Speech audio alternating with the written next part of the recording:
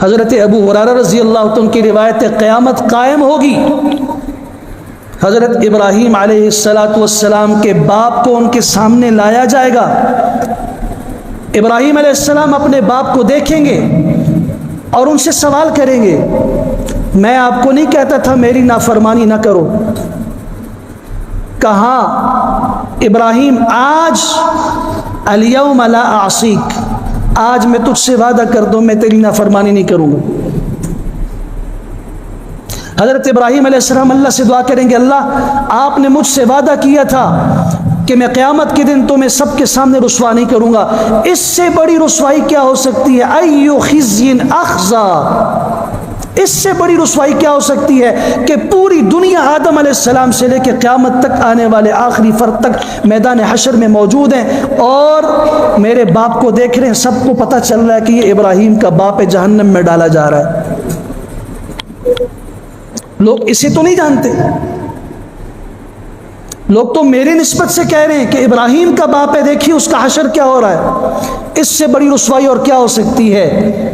اللہ اکبر۔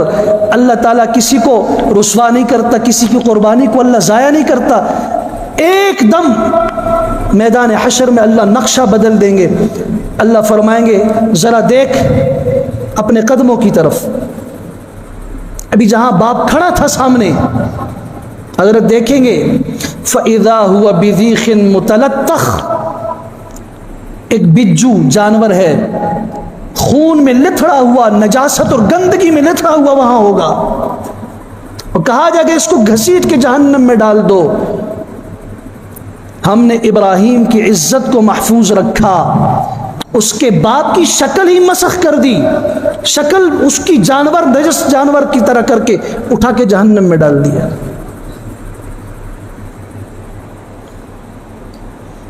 جو کہا کرتے تھے ہمارے باپ دادا ایسے تھے، ہم اس لیے چل رہے تھے، قرآن نے اسی کا جواب دیا کہ باپ اگر پیغمبر کا بھی ہو، اگر پیغمبر کی اتباع نہیں کرے گا تو اس کا مقام وہ نہیں ہوگا جو پیغمبر کا ہوگا۔ اگر بیٹا ہو، حضرت نوح علیہ السلام جیسے پیغمبر کا بیٹا ہو، اگر ساتھ سوار ہونا نہیں چاہے گا، اگر وہ حضرت سے راستے جدا کرنا چاہے گا تو اللہ بھی اس کی منزل جدا کر دے گا۔ اگر حضرت لوط اور حضرت نوح علیہ السلام کی بیوی پیغمبر کی بیوی ہے، عام نہیں، پیغمبر کی زوجہ ہے، لیکن فخانتاہما، اپنے شوہروں سے خیانت کی انہوں نے ایمان لانے کے معاملے میں، فلم یغنیا عنہما من اللہ شیئا، تو وہ دونوں پیغمبر جو خاوند تھے، حضرت نوح علیہ السلام، حضرت لوط علیہ السلام، اپنی بیویوں کو نہیں بچا سکے۔ سورہ تحریم کہہ رہی ہے۔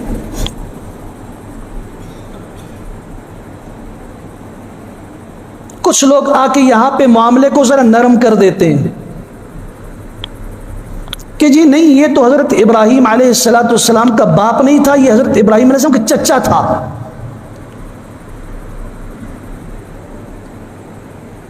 ابراہیم علیہ السلام کے والد کا نام طارق تھا، یہ تو آزر ہے۔ کون سی دلیل ہے آپ کے پاس؟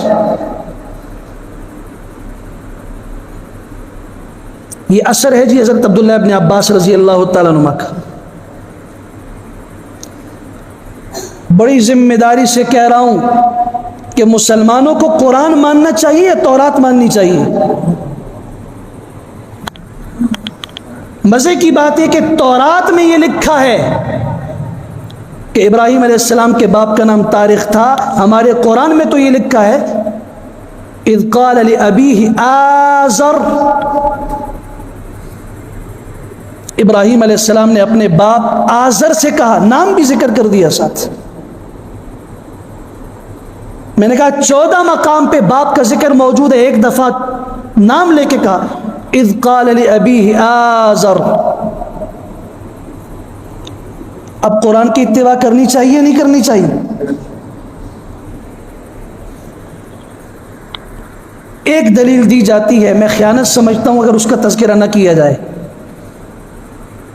کہ جی رسول اللہ صلی اللہ علیہ وسلم نے فرمایا ہے کہ میں نسل در نسل پاک رحم سے منتقل ہو کے آیا ہوں، میں پاک پشتوں سے منتقل ہو کے آیا ہوں۔ ٹھیک ہے، پشت کے پاک ہونے کا یہ مطلب نہیں ہے کہ بندہ مشرک نہیں ہو سکتا۔ وہاں صفاح کا لفظ موجود ہے کہ میں ایسے پاک نسل سے آیا ہوں کہ میرے خاندان میں کوئی عورت بد کردار نہیں تھی، صفاح کا لفظ ہے۔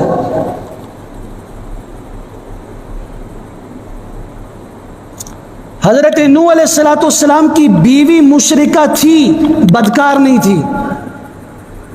حضرت لوط علیہ السلام کی زوجہ بیوی مشرکہ ضرور تھی، دین کے اعتبار سے حضرت سے الگ تھی، لیکن بدکار نہیں تھی۔ یہ بات ذہن میں رکھیے کہ پیغمبر کے لیے اللہ جن عورتوں کا انتخاب کرتا ہے، جن ماؤں کا انتخاب کرتا ہے، جس خاندان اور نسب کا انتخاب کرتا ہے، اس نسب کے مرد بھی اور عورتیں بھی پاک دامن ہوتے ہیں، اگرچہ وہ عقیدے کے اعتبار سے مشرک ہو۔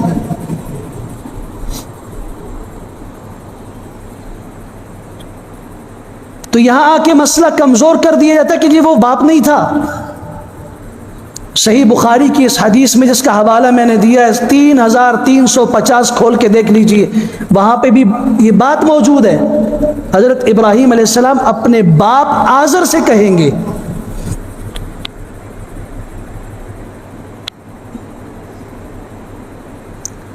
تربیت کرنے والا اگر بگڑ جائے کوئی مسئلہ نہیں ہے، انسان اگر راہ ہدایت پہ چلنا چاہتا ہے، ساری دنیا میں کفر اور شرک اور اندھیرا ہو، اللہ تعالیٰ خود اس کی روشنی کا انتظام کر دیتے ہیں۔ کل قیامت کے دن کوئی نہیں کہہ سکتا اللہ بابل میں تو سارا اندھیرا تھا، مجھے سمجھانے والا کون تھا، میں کیسے سمجھا؟ جہاں بیت اللہ کے اندر اللہ کے گھر میں 360 بت رکھے گئے تھے، جس سے بڑھ کر اور مرکز توحید کوئی ہو نہیں سکتا، 360، کیا اسی ماحول میں امام الانبیاء صلی اللہ علیہ وسلم کی ولادت نہیں ہوئی؟ جہاں اطراف میں رہنے والے لوگ، مکہ کے لوگ ان بتوں کو معبود سمجھتے تھے، اللہ نے اپنے آخری پیغمبر کو اسی ماحول میں نہیں پیدا کیا؟ زندگی کا رخ بدلنے کے لیے عزم اور تہیہ انسان کو کرنا ہوتا ہے۔ انسان یہ تصور کرے میں نے سیدھے راستے پہ چلنا ہے، اگرچہ اس میں برادری سے مجھے کٹنا پڑے، قوم سے کٹنا پڑے، خاندان سے الگ ہونا پڑے، تہیہ یہ کرے گا۔ پھر اسی لیے تو کہا کہ نماز میں کہو اہدنا الصراط المستقیم، اللہ سیدھا راستہ دکھا بھی اور اس پہ چلا بھی، پھر اللہ تعالیٰ چلائے گا اور ایسے چلائے گا کہ پھر اس بات کی پرواہ نہیں ہوگی کہ قوم کیا ہے، خاندان کس طرف جا رہا ہے، باپ کیا کر رہا ہے، ماں کیا کر رہی ہے، چچا اور باقی کیا کر رہے ہیں۔ پھر اکیلے ابراہیم علیہ السلام کا تذکرہ قرآن کرتا ہے، اور بادشاہ کے سامنے بھی چلا جائے، اکیلا ایک شخص ہے لیکن توحید کی دلیل اس کے پاس موجود ہے۔ الم تر الی الذی حاج ابراہیم فی ربہ ان آتاہ اللہ الملک، اس کو بادشاہت دی، ان کو دلیل دی، ان کو علم دیا، ان کو دین دیا، ان کو نور توحید دیا، مقابلے میں مال تھا، سلطنت تھی، بادشاہت تھی، تو کیا ہوا؟ ابراہیم تم کیوں کہتے ہو یہ جو ہمارے معبود ہیں یہ معبود حقیقی نہیں ہے، تمہارا رب کون ہے؟ فرمایا ربی الذی یحیی و یمیت۔ ذرا الفاظ پہ غور کیجئے، ربنا الذی نہیں کہا ہمارا رب۔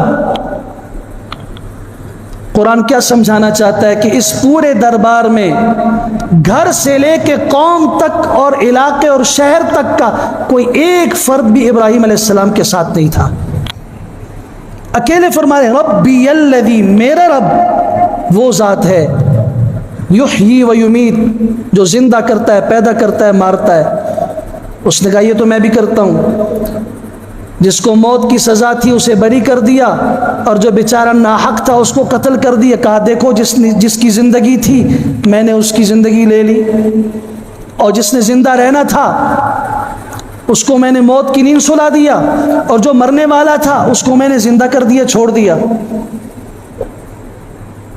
بعض لوگ باتونی ہوا کرتے ہیں، سمجھتے ہیں کہ ہم کیا کہہ رہے ہیں۔ یحیی و یمیت کا مفہوم اسے بھی معلوم تھا، قوم کو بھی پتا تھا، لیکن بعض لوگ ضدی ہوتے ہیں، ہٹ درم ہوتے ہیں۔ حضرت نے فرمایا ٹھیک ہے، پھر ایک کام اور کر لیتے ہیں، میرا رب وہ ہے یأتی بالشمس من المشرق، جو مشرق سے سورج کو طلوع کر کے لاتا ہے، فأتی بہا من المغرب، تو بھی اگر اللہ ہے نا ان سب کا بڑا خدا ہے، مغرب سے سورج طلوع کر کے دکھا دے۔ فبہت الذی کفر، خاموش، مبہوت، ساکت، حیران۔ کیوں؟ اللہ علماء کرام کی قبروں پہ کروڑوں رحمت نازل فرمائے۔ اس بات کو بھی لکھا امام رازی رحمۃ اللہ تعالی علیہ نے، کوئی یہ کہہ سکتا ہے اگر نمرود کہہ دیتا کہ مشرق سے تو میں طلوع کرتا ہوں، تم اپنے رب سے کہو کہ وہ مغرب سے طلوع کر کے دکھائے، اس نے یہ بات کیوں نہیں کی؟ علماء نے لکھا اس لیے اگر وہ یہ کہتا تو اس مجمع میں اس سے بڑی عمر کے لوگ موجود تھے، وہ آگے سے کہہ دیتے تھے کہ یہ بات غلط کر رہے ہو بھائی، تم جب زندہ نہیں تھے، پیدا نہیں ہوئے تھے، اس وقت سے ہم دیکھ رہے ہیں کہ مشرق سے طلوع ہو رہا ہے، تم کیسے یہ کر رہے ہو؟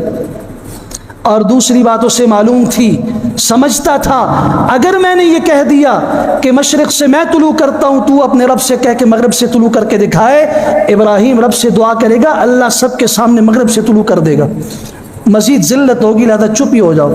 فبہت الذی کفر۔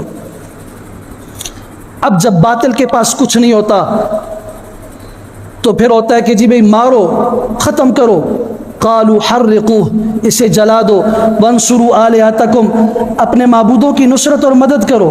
سبحان اللہ، معبود تو وہ ہوتا ہے جو بے سہارا کی نصرت اور مدد کرتا ہے، یہاں کہا جا رہا ہے تم اپنے معبودوں کی نصرت کرو۔